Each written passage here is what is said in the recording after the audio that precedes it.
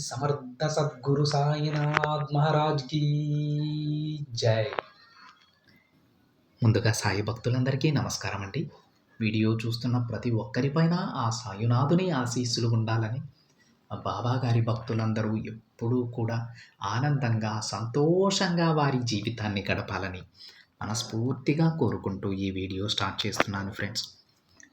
ఈరోజు సందేశంలో బాబా గారు ఈ విధంగా అంటూ ఉన్నారండి. బిడ్డా, ఎక్కువగా బాధపడకు. ఈరోజు నీ బాబా చెప్పేది విని ఒక నిర్ణయం తీసుకో తల్లి. చూడమ్మా, గత కొన్ని రోజులుగా నువ్వు ఒక విషయం గురించే ఆలోచిస్తూ దాని గురించి నిర్ణయం తీసుకోలేకపోతున్నావు కదా.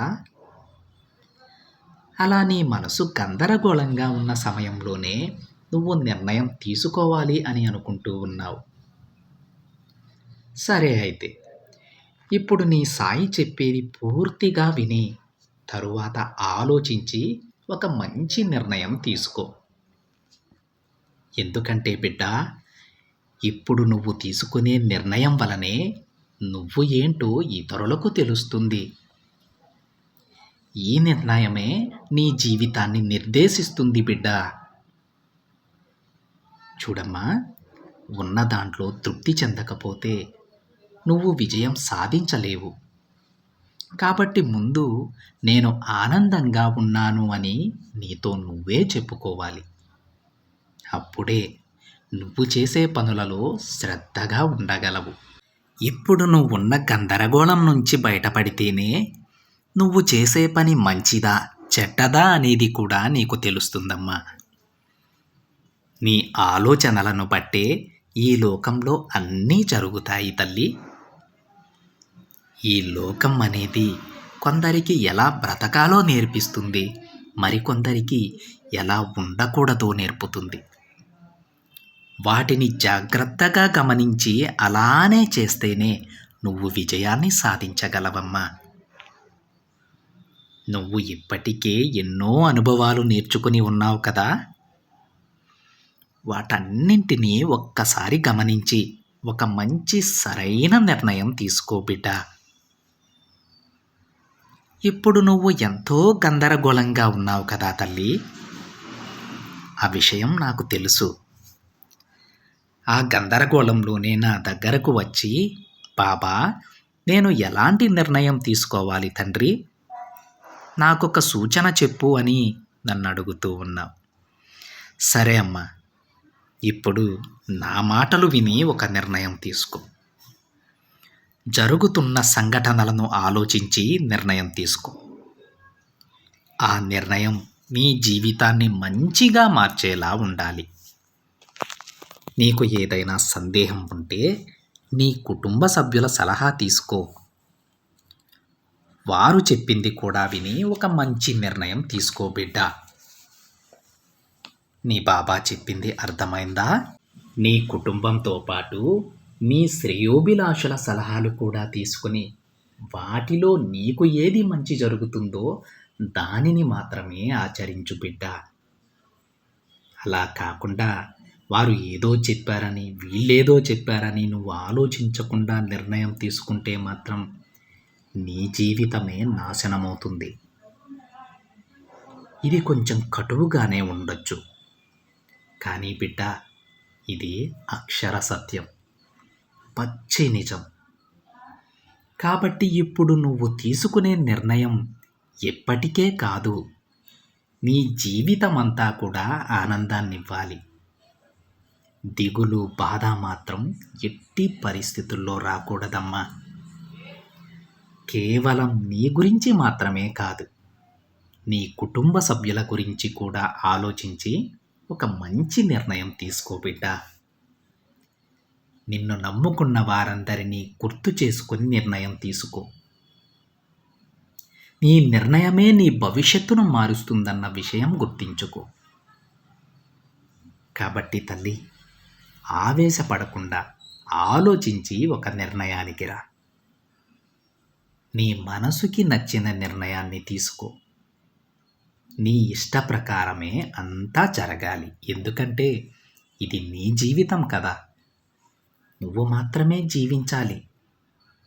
అందుకే నేను మళ్ళీ మళ్ళీ చెబుతున్నానమ్మా, నువ్వు తీసుకునే నిర్ణయం నిన్ను కష్టపెట్టేలా మాత్రం ఉండకూడదు బిడ్డ. నిర్ణయం తీసుకునే నీకు ఇంకా సందేహం ఉంటే నీ బాబాని నేనున్నాను కదా, నన్నొక మాట అడుగు. మనం ఇద్దరం కలిసే నీ జీవితాన్ని ఆనందంగా తీర్చిదిద్దుదాం. ఇలా చేస్తే నా బాబాకి నచ్చుతుందో లేదో అన్న సందేహం వద్దమ్మా. నువ్వు ఎలాంటి నిర్ణయం తీసుకున్నా సరే నేను నీ నిర్ణయాన్ని గౌరవిస్తాను. కాబట్టి మంచిగా ఆలోచించి ఒక గొప్ప నిర్ణయాన్ని తీసుకో. తరువాత నీ బాబాకి చెప్పు.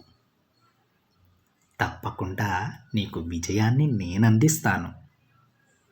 నువ్వు అనుకున్నట్లుగానే నీ జీవితంలో జరుగుతుంది బిడ్డ.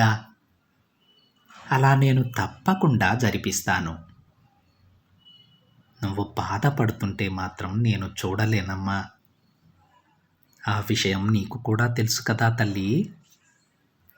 నీ మనసుకి నచ్చినట్టే నేను అన్నీ చేస్తాను. నిన్ను ఎల్లవేళలా నేను గెలిపిస్తాను బిడ్డ.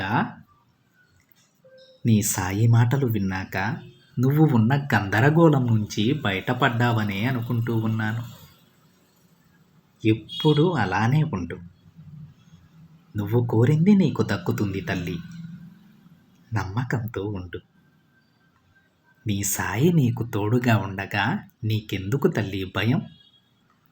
ధైర్యంగా ఉండు అని బాబాగారు అంటూ ఉన్నారండి. ఈరోజు బాబాగారు చెప్పిన సందేశంలో మన జీవితంలో మనం తీసుకోవాల్సినటువంటి ఒక మంచి నిర్ణయం గురించి బాబాగారు చెప్పారండి.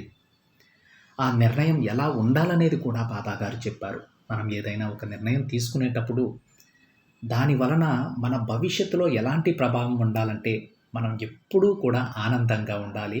మనతో పాటు మన కుటుంబ సభ్యులు, మన శ్రేయోభిలాషులు కూడా ఆనందంగా ఉండాలి. అంతేకాని ఏదో తాత్కాలికమైన ఆనందం కోసం భవిష్యత్తులో కష్టాలనిచ్చే నిర్ణయాన్ని మాత్రం తీసుకోవద్దని చెప్పేసి బాబాగారు ఈ సందేశం రూపంలో తన బిడ్డలందరికీ చెప్తూ ఉన్నారండి. బాబాగారు చెప్పింది అక్షరాల సత్యమండి. ఉదాహరణకి మీరు ఏదైనా ఒక చిన్న ఉద్యోగానికి అప్లై చేశారు, దాని గురించి ప్రిపేర్ అవుతూ ఉన్నారు, చాలా కష్టపడ్డారు. కానీ మీకు ఆ ఉద్యోగం రాలేదు అంటే ఎందుకు రాలేదో ఒక్కసారి ఆలోచించండి ఫ్రెండ్స్. ఎందుకంటే ఆ ఉద్యోగం మీకు సరైనది కాదు అని అర్థం. ఒకవేళ ఆ చిన్న ఉద్యోగం మీకు వస్తే మీ మధ్యతరగతి బ్రతుకులు మారవండి. ఆ వచ్చే జీతం మీకు సరిపోదు. మళ్ళీ ఎప్పటిలాగే పెరుగుతున్న ధరలకు అనుగుణంగా మీరు మళ్ళీ కష్టపడుతూనే బ్రతకాలి. అందుకే బాబాగారు కావాలనే ఆ ఉద్యోగాన్ని మీకు ఇవ్వలేదని మీరు గ్రహించండి. దానికంటే ఉత్తమమైనటువంటి ఉద్యోగం, దానికంటే ఉత్తమమైనటువంటి భవిష్యత్తును బాబాగారు మీకు అందించాలనే ఆ చిన్న ఉద్యోగాన్ని మీకు దూరం చేశారు. సో ఫ్రెండ్స్, ప్రతి ఒక్కరికి మంచి జరుగుతుందండి. ప్రతి ఒక్కరూ ఒక ఉన్నతమైన స్థాయికి చేరుకుంటారు. అది మీకు రాలేదు అంటే దానికంటే కూడా ఉత్తమమైనటువంటి జాబ్కు మీరు అప్లై చేసి కష్టపడండి. తప్పకుండా మీరు విజయం సాధిస్తారు. ఇది ఒక ఉద్యోగం విషయంలోనే కాదు, ఒక ఉదాహరణగా మీకు చెప్పానంతే. ఏ విషయంలో అయినా సరే ఒకటి మీకు దక్కలేదు అంటే దానివల్ల మీరు ఫ్యూచర్లో ఆనందంగా ఉండలేరు అని అర్థం. మరి దేనిని సెలెక్ట్ చేసుకుంటే మీరు ఆనందంగా ఉంటారో దానిని సెలెక్ట్ చేసుకోవడానికి కొంచెం ఆలోచించాలని బాబాగారి సందేశం రూపంలో ఒక చిన్న సలహా అయితే మనకిస్తున్నారండి. ఇది ఫ్రెండ్స్ ఈరోజు బాబాగారి సందేశం.